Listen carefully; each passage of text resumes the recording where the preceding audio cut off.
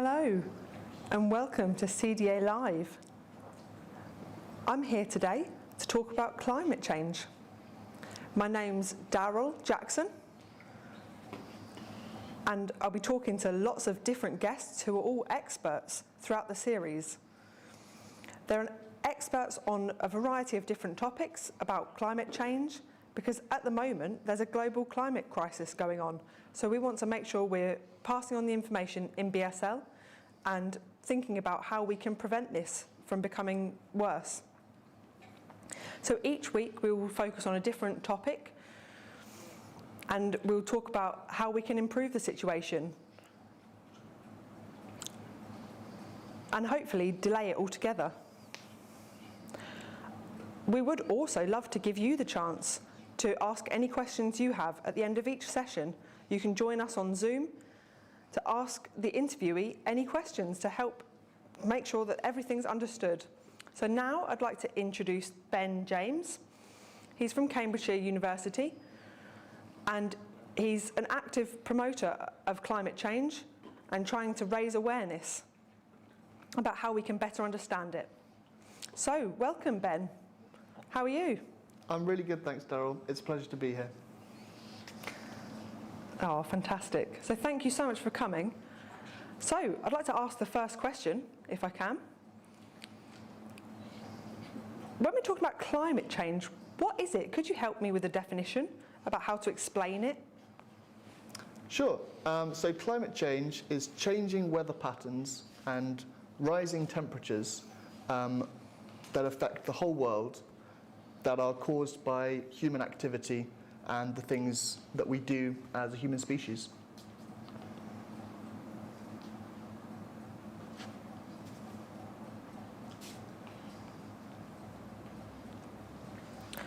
Wow, so really that rising temperature, what is it that's causing it? Could you explain that a bit more? Of course. So there are a few different things that cause the rise in temperature. One of the main things is us humans burning fossil fuels.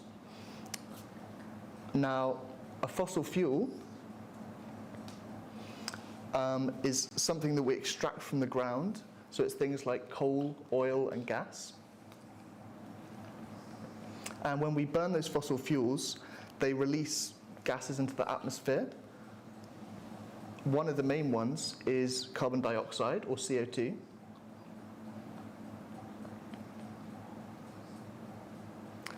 And when these gases are in the atmosphere, they cause the Earth to become warmer. And the reason for that is they kind of act like a blanket around the Earth.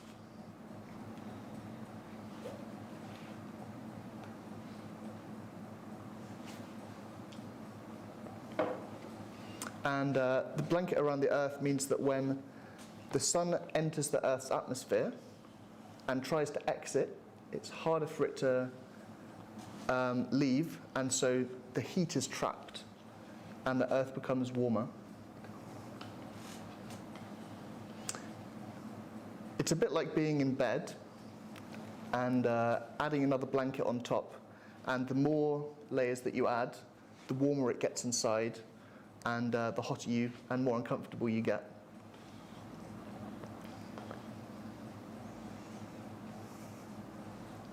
Wow, that's fascinating. What a beautiful concept. It makes it so much more easy to understand, especially about the gases being unable to escape.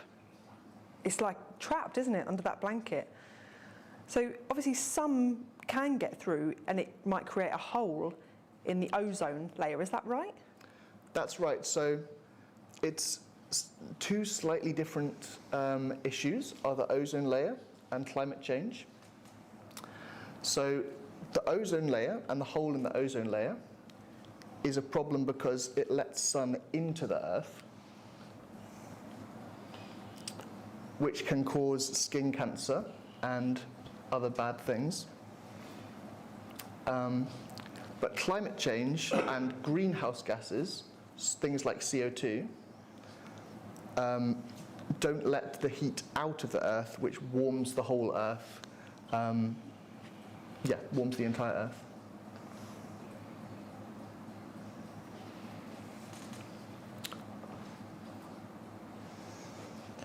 Wow, so could you explain a little bit about the different types of greenhouse gases? And for example, you were saying about CO2, but is there other sorts of dangerous gases?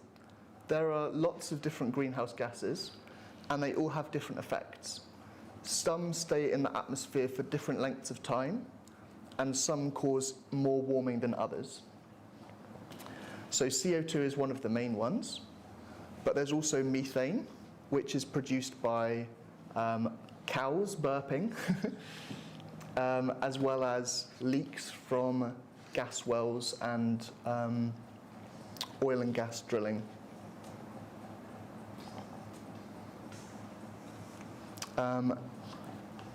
There are also gases that we can find in the back of our fridges that we use to keep things cool, and when those escape, those are thousands of times worse than CO2. Really bad for the climate. And there aren't as many of them, but they're really important as well. So there are lots of different greenhouse gases. But in terms of the one that's causing the main warming, CO2 is the main one. Wow. Okay, so obviously there's been a lot of mentions about methane gases and how they're released and other sorts of gases that we need to know about. So for example, lots of gases will occur kind of throughout our life if we're shopping, or is there anything we can do to try and prevent these kind of gases escaping through our lives? Yes, there's a few things. And firstly, before I just do this answer, I want to say that we can all have an impact by ourselves, but a lot of impact has to be created by governments and companies because they are some of the biggest emitters, and only they have the power to change a lot of the emissions. But there are things that we can do by ourselves as well. So in terms of our personal footprint, some of the biggest parts are transport, heating and diet. Talking about the UK here mostly. So transport, whenever we drive our car, we burn petrol, which again releases CO2.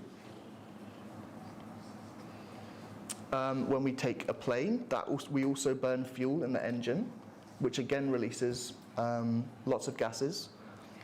Planes are particularly bad for the environment. They produce a lot more gas than cars. Heating is also a really big contributor. In the UK, the worst thing that we own for the environment as a person is our boiler. So in the winter, we burn a lot of gas and oil, and that's a really big contributor to global warming in the UK. So insulating our houses better, using less heating is a good way to reduce that. And then diet is another one. There's a lot of emissions from animals, as we talked about before, cows burping. They produce methane, and cows and sheep are some of the worst. If things like chicken produce much less gases. So reducing the amount of meat, particularly beef and lamb that we eat, is a good way to reduce emissions as well.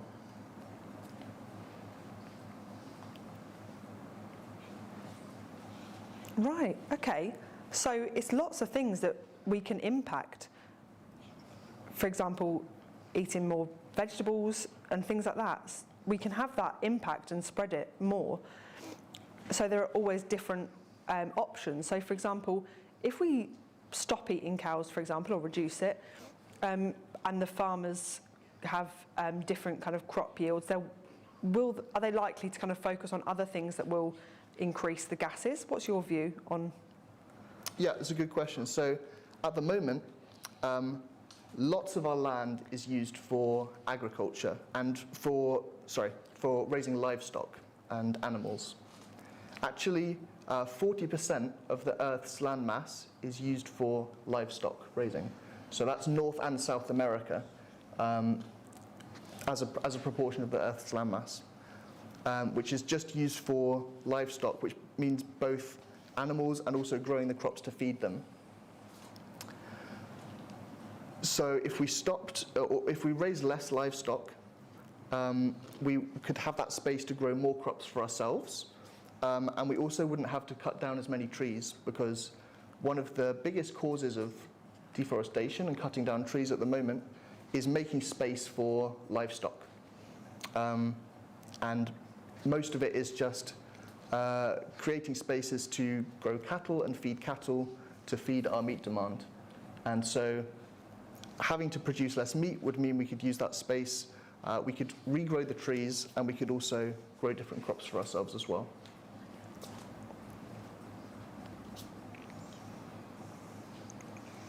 Wow, that's really interesting. So one thing I remember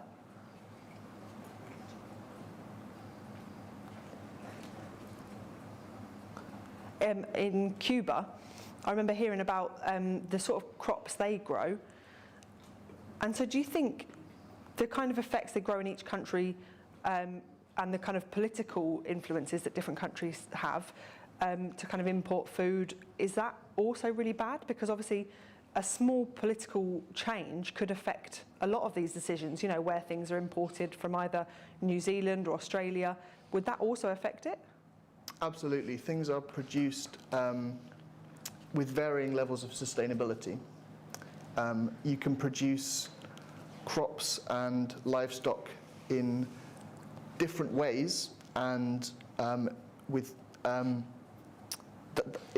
affect the emissions in different ways. So for example, one of the new interesting ways to reduce emissions from livestock is feeding them a dried form of seaweed, and that can reduce cows' emissions by up to 80% of methane. And so there are lots of choices you can make when you're raising livestock, as well as crops, as to how sustainably they're sourced. And so absolutely, the place that you source them from, or the policies that control that agriculture, have a huge impact. And this is the same for crops as well as just livestock. Fertilizer is actually a really big emitter of emissions, ammonia and nitrous oxide. That's a big cause of our emissions. So using better fertilizer is another great way to save emissions. In addition, there are lots of better ways that we can do agriculture better.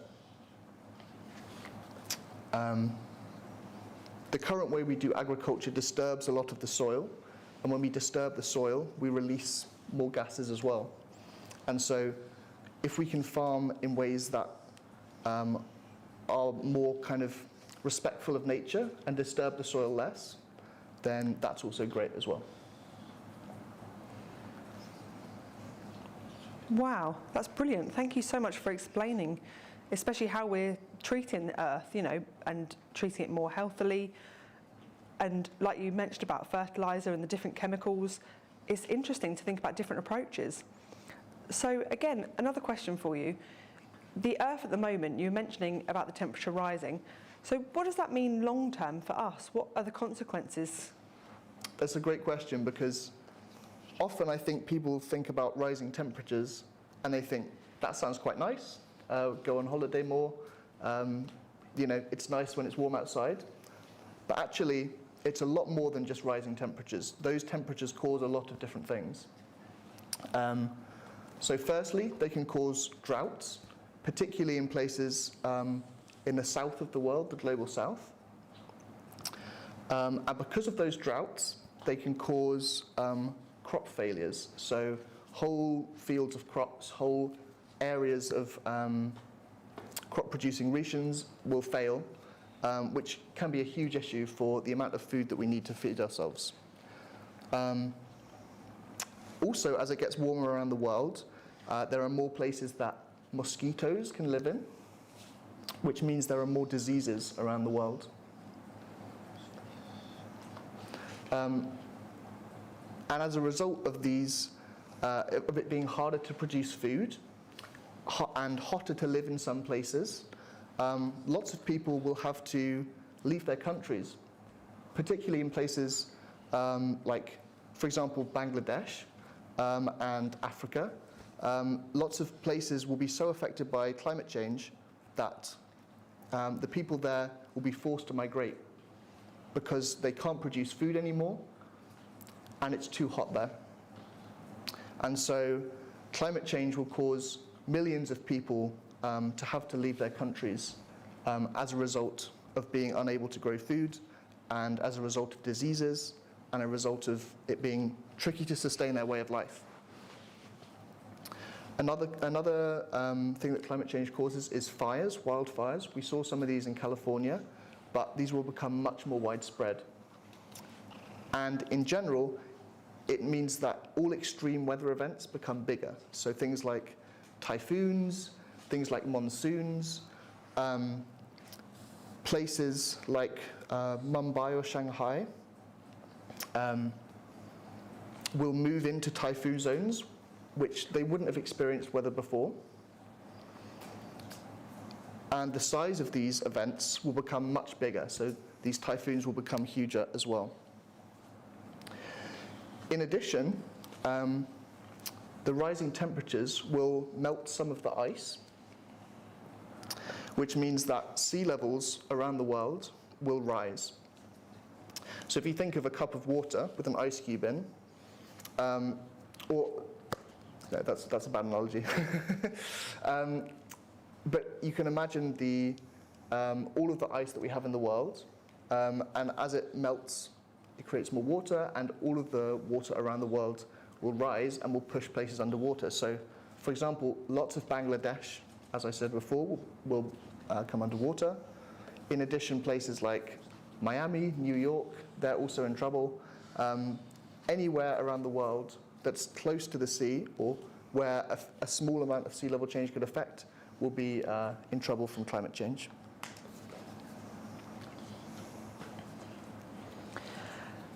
So also, all these consequences are affecting the biodiversity of where we live at the moment. Yeah. Is that right? Is that what you're saying? Absolutely, and it really affects everything. There are big ocean currents that circulate between America and Europe, which will be affected, which affects fish. Fish affect the ocean affects the atmosphere affects trees and plants, which affect insects and animals. Everything is really interlinked. And so as soon as you just start disturbing certain parts of the system, it's really hard to heal. So it's really important that we do our best to stop climate change.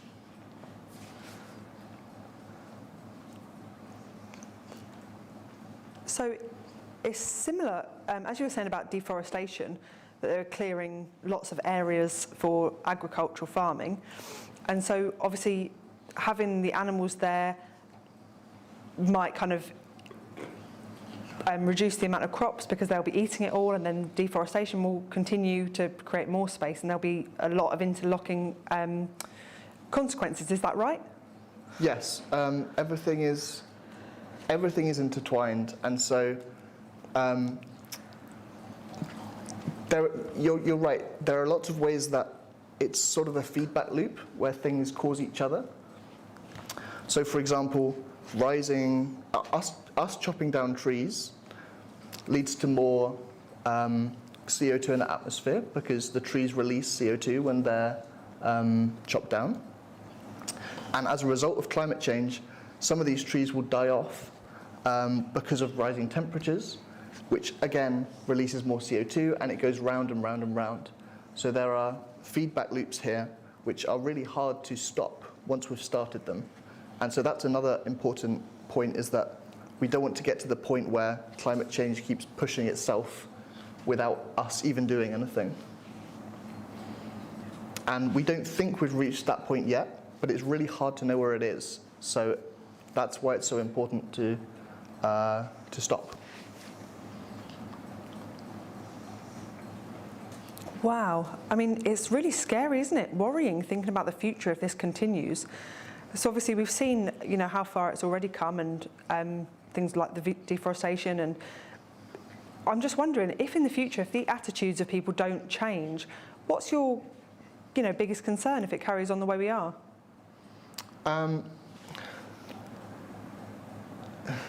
It's a good question. Lots of the effects will be felt by people who don't cause the emissions, which is one of the saddest parts of it. Lots of the emissions have come from places like America and Europe, whereas lots of the effects of climate change will be felt in places like Africa or other countries in the south of the world. And so that's really sad, and I worry that the instability that's caused and the migration that I mentioned before will be really destabilizing. And so what most people, or a lot of people's biggest worry about climate change is not sort of the effect on the planet, but actually the effect on humans and how humans will respond to that. Will it be conflict? Will it be, migration? If our resources become less, how will we deal with that? And so that's kind of one of my biggest worries. And it's unjust that the effects are felt by those who haven't caused the problem.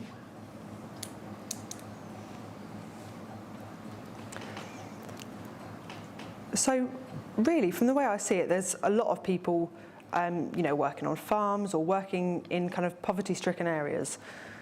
They're kind of at that industrial level of work. And then obviously you've got the people who are officials, the governments at the top. Should they be doing more of the change, or should the onus be on the kind of industrial workers? Because obviously they've got to look up to the people with responsibility. So surely, we really need to be campaigning for them to be making the change. Would you agree? I would agree that it has to come from the top level, because as you say, many of the kind of manual labourers and people who, as you say, are on the farms and things, they're unable to be concerned about climate change because they're worried about feeding themselves and putting food on the table and just kind of getting day to day. So it's very hard to think about climate change in years in the future if you're just trying to get to the end of the day and have enough food. So absolutely, the change has to happen at a system level from the top down, and that's the way that we get everyone to change. And individual action that we can all take helps for sure, and it's something that we should all do in order to accelerate the kind of social change. But ultimately, the big systemic changes will have to come from policy, as you say. Really, like you say, it's a bit of both, isn't it? The government have to kind of initiate it, but then we can make the changes ourselves. So obviously recently we've heard about COP and different sorts of meetings that have been happening. I've sort of seen about them, but do you feel that they're doing enough? Do you feel that so far they're kind of meeting their criteria, their targets? Good question. So the first COP was in 1995, and at that point everyone got together, all the countries, and said climate change is a problem and we need to do something about it. And everyone was very optimistic, but yet years later emissions were still going up. And it turns out it's really hard to get rid of these emissions, because often these emissions are what allows our economy to grow and allows people to live better lives. And so people have found it really hard to reduce emissions. There's been a COP. So a COP stands for Conference of the Parties. It's where all the different countries meet and agree to talk about climate change. And it's mostly happened every year. And some are unsuccessful, some are successful. One of the most successful was in 2015 in Paris, where lots of countries met and they signed what's now called the Paris Agreement, where everyone agreed that we would try and keep temperature rise to below 2 degrees. And ideally below 1.5 degrees. And that was a big step forward. That was the some would say, the most successful outcome that has come from these meetings. And it's hard to tell how successful it's been. We know that it's quite unlikely that we're going to meet the 1.5 degrees. Since 2015, we've made some progress, but not very much.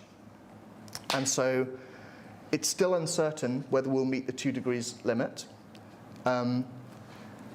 Everyone's sort of agreed that we want to meet it, but no one's really made much progress on how they're actually going to do it. And so there is this agreement, there's this target, but implementation is a lot harder, and we're not there yet.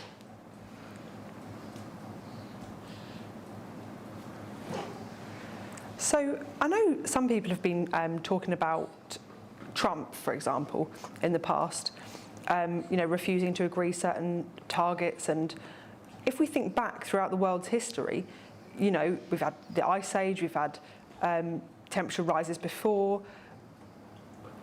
Do you think it's just sort of like part of the world's pattern, and that people are just feeling that this is natural and that there's no improvements to be made? Though, there's been these kind of patterns in the world for millions of years. So what's the difference now, and why is it so important as to back then? We've had heat rises and temperature drops. So why is this different? Absolutely. So you're right that the temperature varies over time, but it happens very slowly. It happens over the course of tens of thousands of years. And so, yeah, we have ice ages, we have hotter periods, but it all happens very slowly and it happens naturally. What's happening now is happening a lot faster. So most of the CO2 that we've emitted has been since the Industrial Revolution. So since we started building cars, started generating electricity by burning gas and coal. And that means that the temperature rise has happened really quickly. So sort of since about 1970, the temperature rise has absolutely jumped up. And so for it to be happening this fast is really bad. And that's the difference between this time and things that have happened in the past. Okay. Brilliant. Sorry, I've just got one more question. I'll just check. So really, going back to how this kind of temperature rising was caused and how it came to be, who was it that caused it? Is it the kind of richer people, or is it right that they sort of created about 50% of the emissions that are causing climate change? Sure, well, it depends what you class as rich countries, but absolutely, if you look at our historical emissions, so not just what we're emitting today, but what we've emitted in the past, then the places like the US, Europe, the UK, are by far the biggest. They've had the biggest role to play. And we continue to emit a lot of CO2. And so whilst places like China and India at the moment do emit a lot of CO2, they play a small role compared to places like the US and Europe have in the past. And so, yes, I think it's something like 50% of the world's emissions, 50%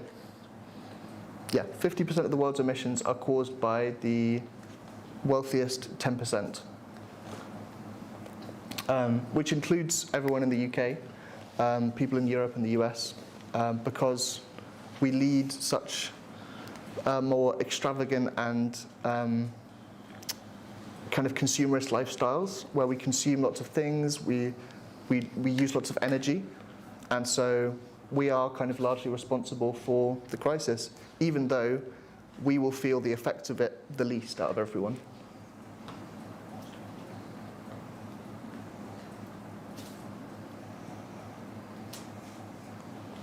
Right. Yeah, no, that is really interesting. So what about you yourself? Do you feel, what's your kind of personal view as you look around about what's happening at the moment? Do you feel that you're kind of making a difference, spreading the message and getting through to people? Yeah, I think it's a really nice time in the UK because in the UK we have a net zero by 2050 target, which means that by 2050 we've got rid of all our emissions.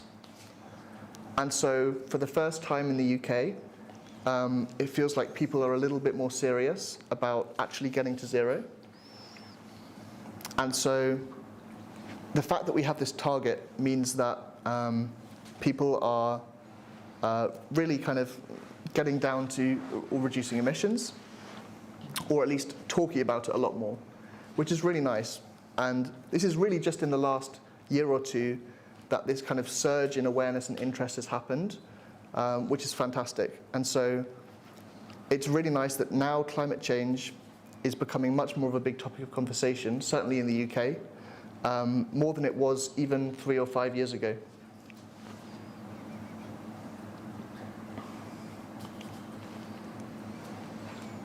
So you're definitely starting to feel that things are happening out there, or that people are just talking and not actually doing? Do you feel that they are kind of following the policies? It's a good question. Yeah, lots of companies, particularly, are doing some talking and less of the action, which is really frustrating. But now we're getting more policies in, slowly but surely, both in Europe and America, which are forcing companies to disclose their emissions and tell everyone how much they're actually emitting, which will make it harder for them in future to dodge action.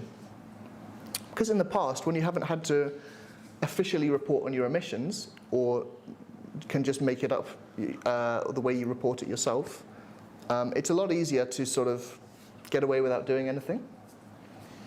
But now that there's legislation and policy coming where companies have to tell everyone what their actual emissions are, that makes it harder for them to get away without doing anything. Sorry. Oh, brilliant. So do you think sometimes that people have been trying to hide behind these? Do you think it's something about a financial benefit, or it's going to affect them financially that they're trying to hide, or is it just that they're not that bothered about making the changes? It often is financial.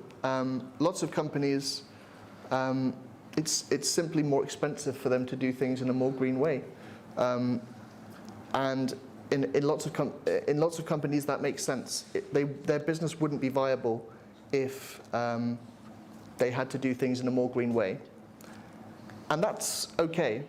What's frustrating is the companies, for example, who extract oil and gas, like BP or Shell, who have spent money trying to influence politicians to delay our transition to clean energy,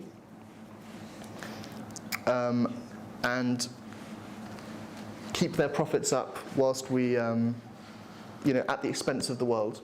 And so many companies aren't able to afford to move to a clean energy future yet, though in future with policy, that will become easier. However, it's the companies which actively resist change and profit from climate change that are the most, that are the worst, and mostly those are oil and gas companies at the moment.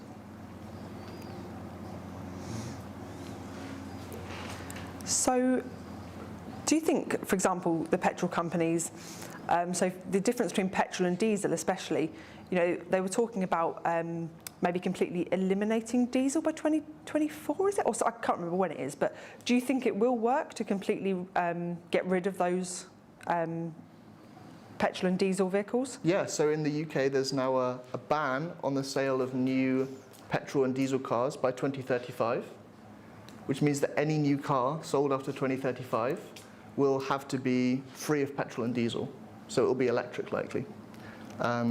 And the fact that the government has set that target means that car makers can now work better and more clearly to scale up electric cars, do more research, and in doing so, bring the cost down. and make electric cars a viable option.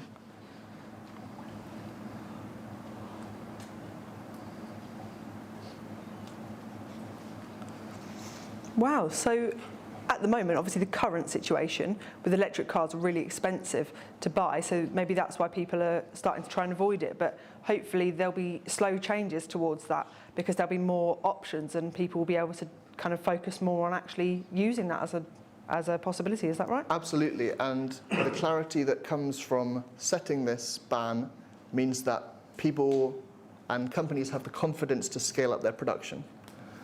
So at the moment, the main cost of an electric car is the batteries. And batteries have reduced in cost 10 times from 2010 to today. And that's largely as a result of us making electric cars in higher volume, making more of them.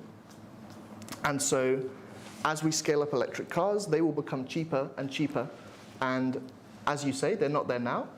At the moment, they're more expensive. But as we move towards 2035 and our production ramps up, the more of them we make, they will become cheaper. And that's what's set to happen. It's what will happen. Oh, let's hope so. Hopefully we'll be able to focus more on that in the future. So I'd like to ask you, obviously you've been out there, you've been campaigning and giving presentations. How did you become who you are today? You know, what got you involved? Good question. So I think it was when I was about 17. I first read about climate change, and I thought, I'd heard about it before, but actually reading the facts made me think, that's actually really quite bad. And so I was interested in it for a while. I kind of kept reading about it, kept watching videos about it, and never thought that it would be something that I worked on. But then about 2 years ago, I decided that I wanted to spend my career working on climate, certainly in the next few decades. And since then, it's been really energizing as I've been trying lots of different things to figure out what I want to do. And it's been great. And it's really nice to have a kind of target and a goal to work towards. And yeah, I know lots of other people who are working on climate as well. Lots of other people who are switching their careers into climate because they feel it's so important. And so it's a really exciting time to be working on climate change. Wow, that's wonderful. It must be a really rewarding job, especially getting out there, letting people know how they can make improvements. So I think today we're ready to welcome our guest on Zoom. If you're okay to just hold there, Ben. We've got a guest with us. So our first guest today is on Zoom. Is she ready? Can't quite see her. Yes, so we've got Marilyn with us today. So hello, Marilyn, how are you? Oh, hello, yeah, I'm struggling to see you. Oh, there you are. Hello, Daryl, how are you? You disappeared for a minute. Oh, I haven't seen you in a long time, Marilyn, thank you. So I remember before seeing your campaign about sourcing out the beaches. Can you tell us a bit about that? Yeah, absolutely. So I moved to Cornwall about 5 years ago now. I moved down and I'd been up in the Midlands, so I was aware of the kind of climate change and the different things going on. But once I'd moved to Cornwall, it really impacted me, especially when I went to the beaches and you see all the ocean water, and it was absolutely shocking to see it full of plastic. You know, it's right there before my eyes. So I thought I'd have a go at volunteering, getting involved in clean up the beach. So I helped, but it made me realise there was so much plastic floating around the sea, and it's from all of us. So obviously the main thing is things flushed down the toilet that shouldn't have been, and people were throwing things in the toilet that, you know, shouldn't have been there. I don't know if you wanted to know what, but also when rubbish isn't thrown away properly and the bins are overflowing, the wind often takes the plastic and it travels and ends up in the sea. So obviously throughout the world, you've got all these different tides going around, and the plastic just sits on top of the sea, gets taken along with the tide, and it ends up, you know, on one coast or another. And it's unbelievable amount of plastic. So what type of things have you found when you've been collecting? Let us know, you know I'll ask. Well, the most regular water bottles, that's the biggest we find. So I'd really like to kind of recommend that everybody's buying plastic bottles, you know, they need to start using reusable ones. And for example, filling up with boiling water, you can reuse all the bottles. But also not flushing things down the toilet, like your Q-tips, for example. Or, you know, female products, you know what I'm talking about. You put all the tampons and things like that, the plastic applicators, they're all going down the toilet. And also condoms, unfortunately, people are throwing them in the toilet. And baby wipes as well. And also, you know, plastic, just liners, they're everywhere. So they're ending up on the beach and they're all becoming mixed into all the ocean and flushed throughout the toilet system. But obviously they go through the sewage system, get taken through to the sewage, from your toilet, obviously out into the rivers and the seas and the oceans. And so it means that all these plastic things and things that you're flushing in your toilet are escaping, they're getting through the filters. So they're not being safely disposed of. You know, all these things also are affecting the animals. So my advice to everyone is to stop throwing things in the toilet, mainly, and to throw it in the bin properly. Oh wow, so Marilyn, can I ask you, obviously when people are throwing things in the bin, do they still end up in the sea? Well, that is a good question. So obviously the main aim would be to avoid buying plastic. So you can actually buy bamboo Q-tips, for example, or eco wipes. So just thinking about alternative things. And also the same with women's products. There are other options available that you can buy, and just try and have a look online, do a bit of research yourself, or, you know, getting friendly. Obviously I know possibly there's not a kind of alternative to condoms in terms of safe sex at the moment, but just trying to avoid buying plastic products because it is really dangerous to the earth. You know, the amount of landfill that's being created and the amount of plastic that's being thrown away is just awful. Wow, so obviously, you know, I've seen plastics being created for many, many years now, and I've now started to notice people are kind of rolling their sleeves up, trying to create different alternatives, or plastics that will maybe degrade in a shorter time frame. Do you think that's a good option? Yeah, so there's two things really. I mean, it's one thing about using reusable and recyclable materials that are still plastic, or using eco alternatives, so compostable things that can degrade much more easily. But obviously we do have a climate crisis at the moment. We might only have 8 years left, so we've got to change our attitudes, our lifestyles, to start supporting the earth. The trees, the oceans, everything really. So about 72% of our air and our oxygen comes from the ocean. And you imagine how much rubbish is now in the ocean. I mean, it is a crisis, you can understand that. And we really need to start protecting the ocean and the atmosphere. And we need to start focusing on saving the earth and the ocean, because obviously the temperature rise at 1.5%. It's dangerous. We need to be reducing this quite significantly. And I believe we can do that by saving the oceans and changing our attitudes. You know, like things like fishing, for example. We need to change the way we do it. We need to stop using trawler ships that go out and dig up the entire ocean. And we need to be educating people as well about how to change.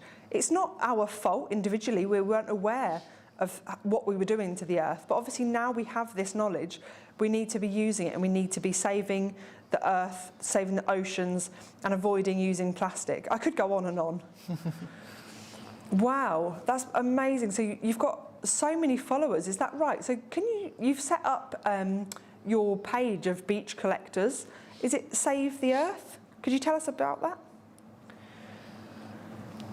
Yeah, so it wasn't me, but people had already set up a BSL page called Save the Earth, and that was Janet Payne. Sorry, that's my bad spelling. But she'd already set it up. It was a Facebook page, and she's really focused on it. And so I set up a deaf Facebook page called Clean the Beach here in Cornwall. And I contacted her on Save the Earth to get some information and wondered if we could kind of share it on their Facebook wall and kind of work together. So it was from that really. I'd just been posting a lot of information from Clean the Beach onto Save the Earth because, you know, we've sort of become connected on Facebook, but more and more people have now been in touch. And like you today, you know, all over the country, it's a fantastic example that we are raising awareness. It's getting out there. Wow, that is so wonderful. And your contributions to help the environment is fantastic. So, Ben, is there anything you'd like to add about this type of thing or about Marilyn's work? Yeah, I would just echo that plastic is incredibly important and ties in so closely with nature and all of climate change. So, as mentioned, you know, it's ingested by animals, eaten by animals, which can cause species loss, extinction, which again is bad for the environment. Plastic can decompose and cause emissions. Actually, a lot of our emissions in the UK, or a lot of our global emissions, sorry, come from landfill. There are as many emissions from landfill as there are from air travel. Yeah, that's absolutely right. Because of all this waste decomposing. So we can try and use alternatives, and that's important, but we also just need to use less in general, and that's really important as well. Wow. So back to you, Marilyn. When you've been picking up all the rubbish on the beach and you've picked up things, have you noticed that anything's from particularly far away? Yes, I mean, I found things from South America even. You know, crisps, an old crisp packet. And you think it was from Britain, but it said like 1970, you know. And we've also found things from all over the world that are really far away. And again, it's partly because a lot of our rubbish is being thrown away abroad. The governments are sending our rubbish to dispose of in different countries because we will pay different countries to take our rubbish, which again, is awful. And there's things from many, many years ago still in the sea that haven't decomposed. So yes, yeah. Wow, that's really, really sad that that's happening and that it's still, you know, out there finding things today. But thank you so, so much for sharing your story with us today, Marilyn. And hopefully we'll talk to you more. But thank you very much. Oh, thank you for having me. Take care. Bye. So, I don't know if there's any more questions coming in. Is there anyone live?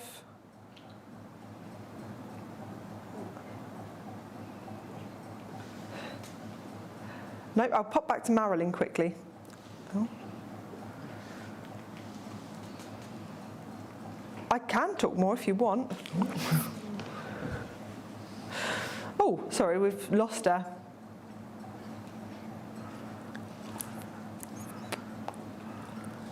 Okay, so there's been an issue with Zoom, I think, but anyway, so I just wanted to say a big thank you for coming today, Ben. It's absolutely lovely to have you here, and it's given me a much better understanding of climate change and hopefully how we should be really getting involved. So I'd like to let everyone know you can join us tomorrow for another session. So thanks very much. Take care. Bye. Thank you so much.